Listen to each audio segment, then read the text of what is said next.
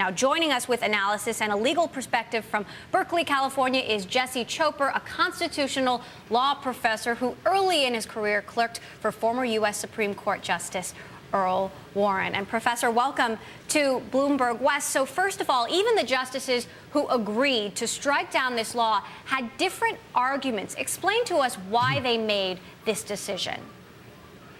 Well, I should say that 5 of them, which makes the rule, were on a single opinion. 2 others were much narrower in what they were going to do. But the explanation is pretty simple, and that is there's a basic principle. Indeed, I think the court called it the most basic principle of First Amendment protection for free speech is you don't regulate speech on the basis of its content. And that is exactly what the regulation was here. Now, Professor, I want to read you a quote from GameStop, another big gaming retailer. They say, "We are pleased with today's decision. GameStop continues to believe that the video game industry's voluntary rating systems and our committed associates, not legislation, are the best ways to ensure age-appropriate video games make it into the hands of our younger customers." Does this mean that no other state can enact such a law and that video game makers are safe? Well, they certainly can't enact the same sort of law that the California legislature enacted. I mean, the court pointed out a number of different things about it. They said it was over-inclusive in that psychological studies have showed just some effect, not any great effect on creating violence from these things. And the court said that they don't seem to be very much different in terms of violence than Saturday morning cartoons in which those characters are beating up on one another. And they also said this, you know, some parents want it, some parents don't want their kids to play it. Well, this covered all of the parents. So for those reasons, I would say there's some room left for a legislature to pass a different kind of law, a more carefully drafted law. But of course, if they simply mimic this one, it's unconstitutional. Well, and exactly, 2 of the justices said they didn't strike down this law because they believe minors should be able to buy violent video games, but they felt that the law, as it was written, was too vague. Yes, that's correct. Those were the 2 that made it 7. That was Chief Justice Roberts and Justice Alito.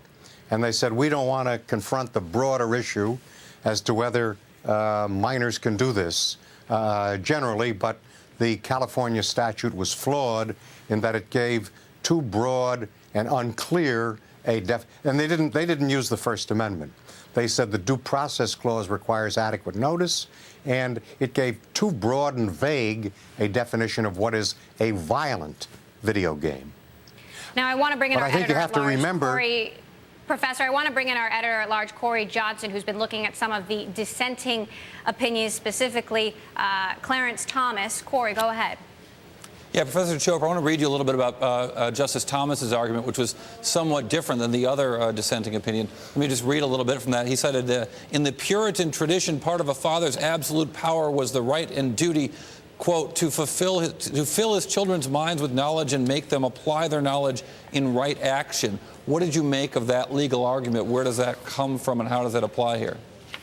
Well, his legal argument is a classic approach by Justice Thomas, who looks for the original understanding at the time of the enactment of the Constitution.